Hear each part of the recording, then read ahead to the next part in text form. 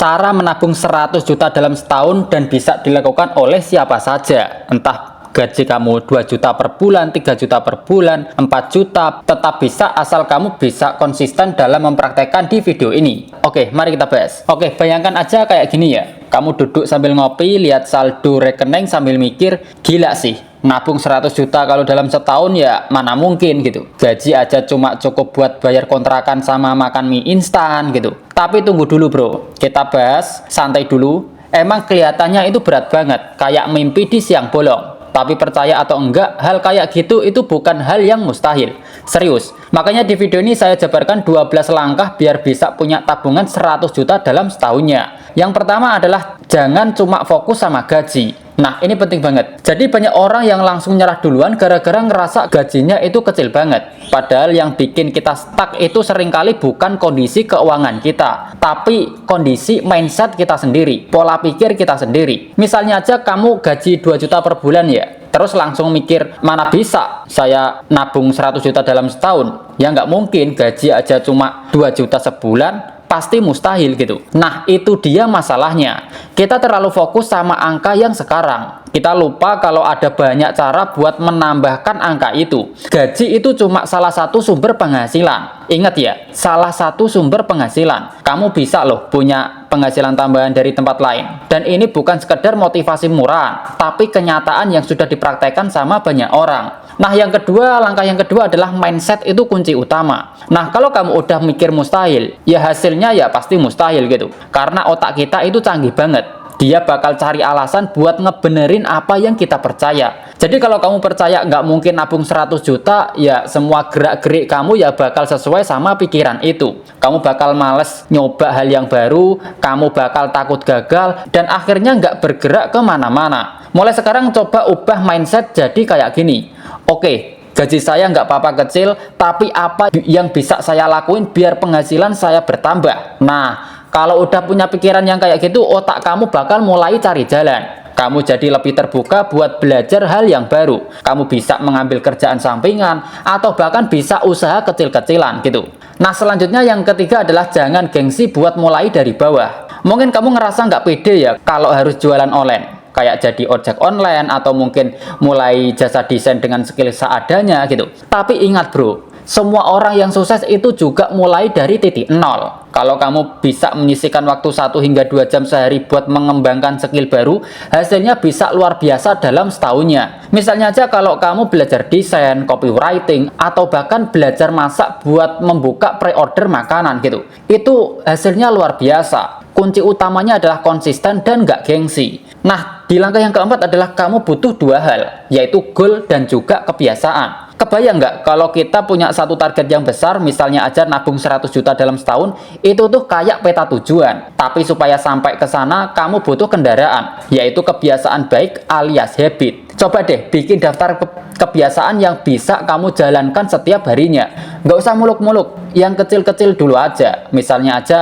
bangun lebih pagi buat kerja sampingan, belajar 1 jam per hari soal digital marketing, sholat duha rutin, itu kalau kamu muslim gitu. Bisa juga bikin konten di TikTok atau YouTube yang bisa dimonetisasi, bisa juga evaluasi keuangan seminggu sekali gitu. Habit-habit ini, kumpulan habit-habit yang luar biasa ini kalau dilakukan secara rutin dalam jangka waktu setahun, hasilnya bisa jauh dari ekspektasi kamu yang sekarang gitu. Jadi kumpulan habit ini sangat penting apabila kita ingin goal yang luar biasa. Nah, tips yang kelima adalah upgrade skill, bukan cuma upgrade HP. Nah, ini penting banget.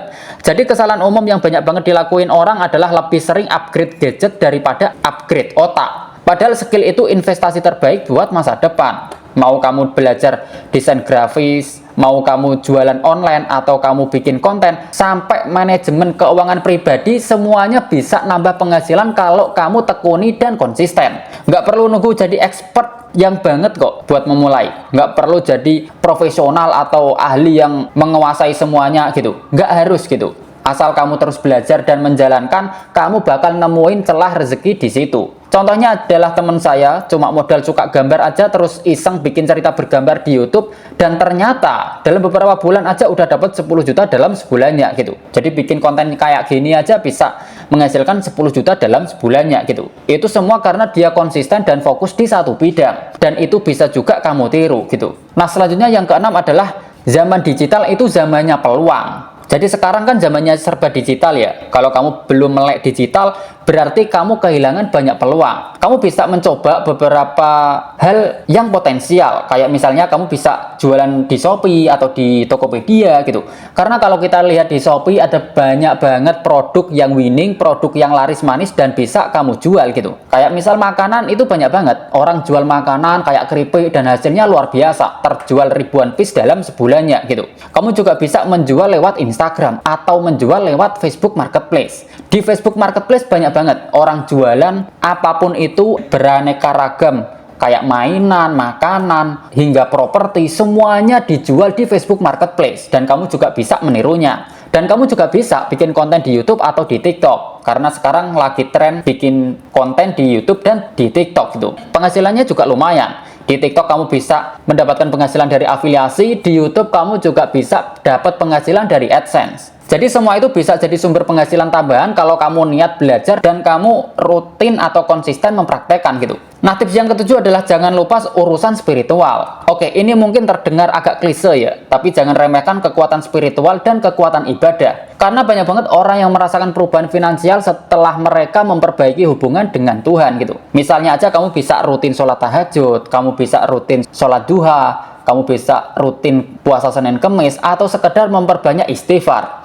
Ini bukan sekedar soal religius, tapi soal energi positif yang kamu tanamkan ke dalam kehidupan kamu. Nah, kalau kamu lebih tenang dan fokus secara batin, kamu jadi lebih gampang mengambil keputusan yang bijak soal keuangan dan pekerjaan. Nah, selanjutnya tips yang ke-8 adalah manajemen waktu. Itu sama dengan manajemen uang. Kamu cuma punya 24 jam dalam seharinya. Itu sangat terbatas, sama kayak semua orang. Bedanya, orang sukses tahu cara mengatur waktunya supaya produktif. Bikin rutinitas harian yang jelas, sisihkan waktu buat kerja utama, kerja sampingan, belajar skill baru, dan juga istirahat. Jadi semuanya itu seimbang gitu. Istilahnya work-life balance gitu. Waktu yang terbuang buat scroll TikTok 3 jam misalnya, itu bisa kamu ubah jadi waktu buat mengerjakan proyek desain freelance, bikin video konten, atau belajar hal-hal yang baru. Ingat ya, waktu sama dengan uang. Memanajemen waktu sama dengan memanajemen uang. Nah, tips yang ke-9 adalah financial planning itu jangan diabaikan. Jadi kalau misalnya nabung 100 juta bukan cuma soal dapat uang yang banyak, tapi juga soal ngatur uang yang udah ada.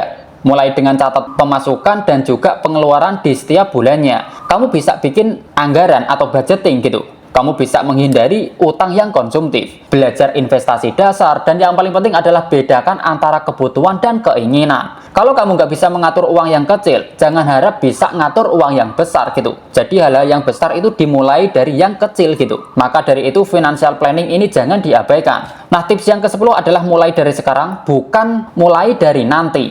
Nah, ini yang menarik. Jadi nggak ada waktu yang pas buat mulai berubah. Kamu nggak perlu nunggu tahun depan, nunggu kenaikan gaji, atau nunggu motivasi datang. Mulai aja dari sekarang, mulai saat ini juga. Serius, coba deh tulis targetmu. Dan target itu harus spesifik ya. Kayak misal target kayak gini, saya ingin menabung 100 juta dalam setahun, dan kamu bisa menempelkannya itu di meja kerja, di pintu kamar, di background HP, biar kamu itu keinget terus gitu. Terus tulis juga langkah-langkahnya. Tambah penghasilan dari A, tambah penghasilan dari sumber penghasilan B, tambah penghasilan dari sumber penghasilan C, dan seterusnya. Kamu juga bisa mengurangi pengeluaran bulanan sebesar sekian ribu dalam seharinya gitu. Kamu juga bisa mengurangi pengeluaran bulanan. Nominalnya berapa bisa kamu tentukan sendiri. Kamu juga bisa mempelajari skill baru selama ya minimal 1 jam lah dalam seharinya. Kamu juga bisa bikin project freelance di setiap bulannya gitu. Jadi setiap bulan kamu evaluasi, udah sejauh mana progresnya. Jangan nunggu keajaiban datang kalau kamu sendiri nggak menyiapkan tempat buat keajaiban itu mampir ke hidup kamu. Nah, langkah yang ke-11 adalah uang datang dari nilai yang kamu tawarkan.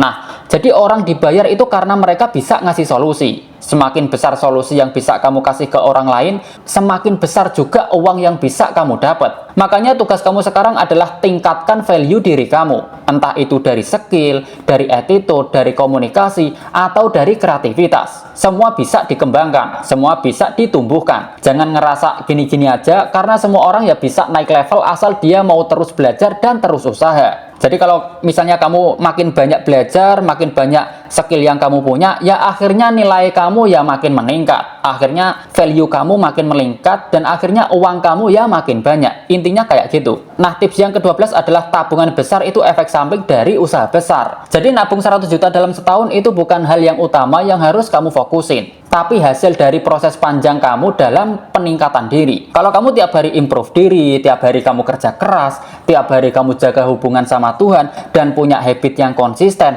uang itu akan ngikut. Pelan-pelan tapi pasti gitu. Jadi jangan fokus ke duitnya udah nyampe atau belum, 100 juta kok lama banget nyampenya, tapi fokusnya harus hari ini saya jadi pribadi yang lebih baik belum nih dari hari yang kemarin. Harus kayak gitu. Karena ketika kamu jadi versi terbaik dari diri kamu sendiri, 100 juta itu cuma angka. Mungkin kamu nggak dapat 100 juta, tapi mungkin kamu bisa dapat 200 juta, 300 juta, bahkan hingga miliaran gitu. Jadi ya siapa yang tahu. Yang penting mulai dulu hari ini, mulai sekarang juga.